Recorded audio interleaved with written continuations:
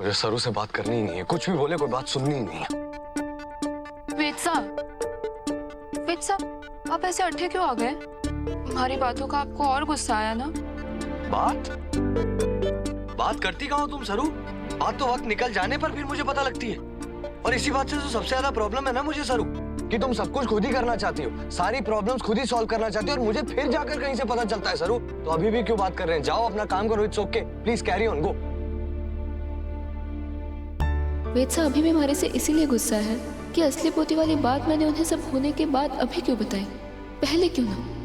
कोई बात नहीं, हमारे वेद साहब कितने भी पत्थर दिल बनने की कोशिश क्यों ना करें, अंदर से मोम है, यूं पिघल जाए। अभी तक शादी की तारीख भी तय ना हुई, फिर भी पति जैसे नखरे शुरू। कोई बात ना, तो मैं भी अपना पत्नी होने का हक जमाती हूँ। अपने गुस्से का गुब्बारा है ना, पिचका दीजिए और चुपचाप चलिए हमारे साथ, ठीक है? सब इंतजार कर रहे हैं।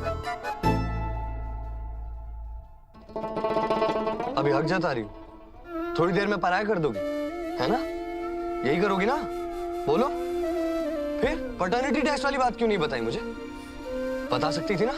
मैं जानता हूँ मैंने तुम्हें कहा कि पैटर्निटी टेस्ट के लिए लेकर जाना चाहती है, वो बात गलत थी, लेकिन तुम्हें मुझे बताना चाहिए था सरू। एक तो बताया नहीं, ऊपर से छुपाया। सरू, मेरे लिए सबसे बुरी बात यही है कि कोई अपना मुझसे झूठ बोले। क्या आज तक मैंने कभी तुम्हारे बैकग्राउंड के बारे में पूछा है? तुम्हारे घर वालों के बारे में कहा है कुछ? बोला है कि नहीं ऐसा होना चाहिए, वैसा होना चाहिए? मुझे अगर कोई मायने रखता है ना सरू, तो वो सिर्फ और सिर्फ तुम हो, बस। मैं सब जानती हूँ वेद साहब, लेकिन आपकी मासा मासा तो बाद में आएगी ना सरू। पहले रिश्ता किसका है? तुम्हारा और मेरा ना। हाँ, और हमारे इस रिश्ते में कोई सीक्रेट, कोई राज नहीं होना चाहिए ना, पूरा भरोसा होना चाहिए ना, एक दूसरे को झूठ ना बोलना होना चाहिए ना सरू।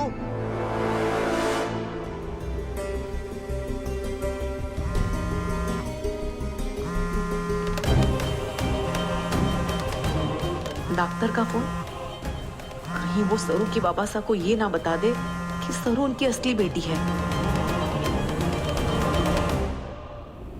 हेलो, ओह फाइनली आपने फोन उठा लिया चंद्रकांत जी।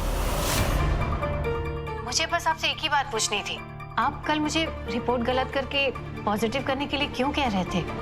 पैटर्निटी टेस्ट रिपोर्ट्स में तो साफ है कि आप ही सरू के पिता हैं।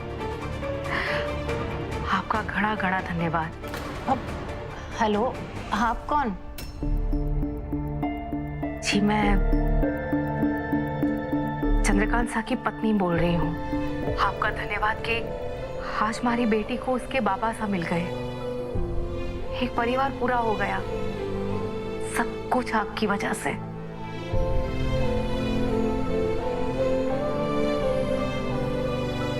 आप दोनों को तारा जी बुला रही है। ठीक है, हम आते हैं। चल।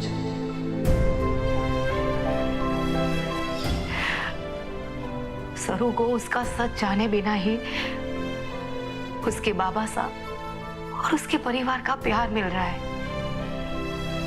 उसका ब्याह जिस लड़के से होने जा रहा है, वो उस पर चांद छिड़कता है। हे रामनाथ जी बाबा, और इस सरू की खुशियों को किसी की नजर ना लगे। मैं ये बात कभी किसी के सामने नहीं आने दूंगी कि सरू ही उस घर की असली बेटी है। समझ गई वेद साहब, अब जो बात गई सो गई ना।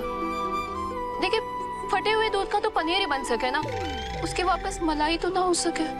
हमारा मतलब है कि अब जो हो गया सब भूल जाइए ना, हमारे को माफ कर दीजिए। बात इतनी सीधी है तो मान भी जाइए ना। Sorry sorry. ऐसे ना मानेंगे ना तो उठक बैठक लगाओ। सरू स्टॉप, मुझे तुमसे कोई बात नहीं करनी, प्लीज। पर अब बात सुनिए तो एक बार ही। सरू, मैंने तुम्हें कहा। अगर आप जिद्दी हो तो मैं भी डबल जिद्दी हूँ, मैं तो हिलूंगी ना। मैं बिजी हूँ, मुझे बात नहीं करनी, प्लीज जाओ। बिजी हो या बात ना करनी? बात नहीं करनी। क्यों बात ना करनी? देखिए वेद साहब, कल दशहरा है, हमारी शादी तय होने के बाद हमारा पहला त्योहार है, बहुत खास दिन है कल। और ऐसे में आप ऐसे खूसट जैसी शक्ल बनाकर घूमेंगे क्या सबके सामने? हाँ, घूमूंगा, क्योंकि जिससे मैं प्यार करता था, जिससे शादी करने वाला था, उसने मुझे हर्ट किया, मुझसे झूठ बोला, मुझसे बातें छुपाई, समझी? था, ये थावा क्या होता है? ये सब नहीं चलेगा हमारे सामने। वेद सर, इतने में तो कोई टीचर भी चार बातें सुना के मान जाता है, कोई जज भी सजा दे के चुप हो जावे, लेकिन आप तो मान ही आ रहा है वेद साहब। आप बताइए मैं क्या करूं? इस पेड़ पे कूद जाऊं, खरगोश जैसे कूदूं, घास खाऊं, कहीं से? सरू, अब हम तब बात करेंगे जब उस आसमान में 2 चांद निकलेंगे। बस। क्या? 2 चांद आसमान में? मायरी तो हमेशा कहती है कि अगर गलती की हो तो उसे मान लेना चाहिए और सामने वाले को भी मना लेना चाहिए। आपका भी पाला किसी कम जिद्दी लड़की से ना पड़ा वेद साहब। देखते हैं आप कब तक रूठे रहते हैं हमारे से। मैं तो आपको मना कर ही रहूंगी।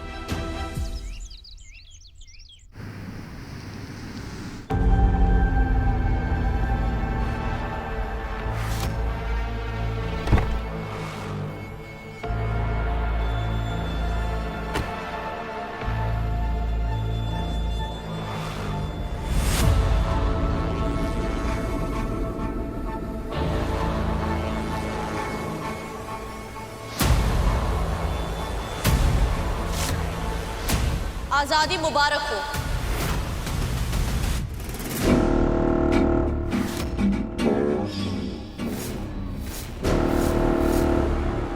भूलना मत, ये आजादी तुम्हें मेरी वजह से मिली। मैं तुम्हें बाहर लेकर आई हूं और इस आजादी की कीमत तुम्हें चुकानी होगी, और वो है सरू की बर्बादी।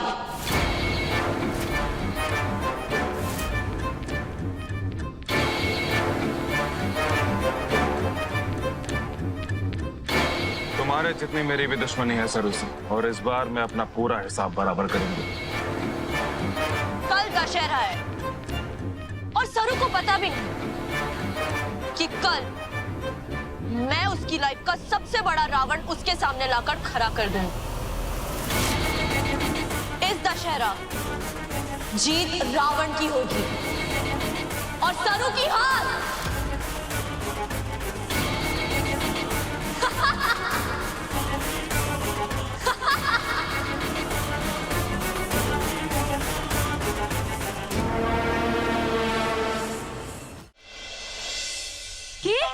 हाँ, वेद ने तो यही कहा है कि जब आसमान में 2 चांद होंगे तभी वो हमारे को माफ करेंगे।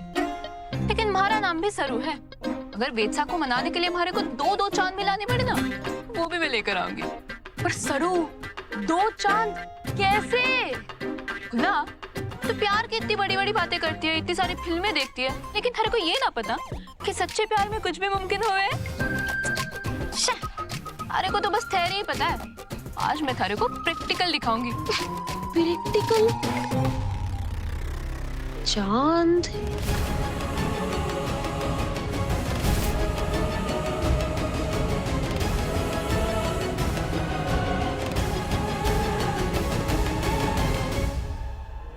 सरू, क्या हुआ? हमारे को किसी की आहट महसूस हुई। ऐसा लग रहा है जैसे कि कोई हमारा पीछा कर रहा है। के? 1 मिनट। सरू, अट्ठे तो कोई भी ना है, हमारा वहम होगा। चल हमारे को ये बता कि वेद को मनाने का क्या प्लान है? चल दिखाती हूँ।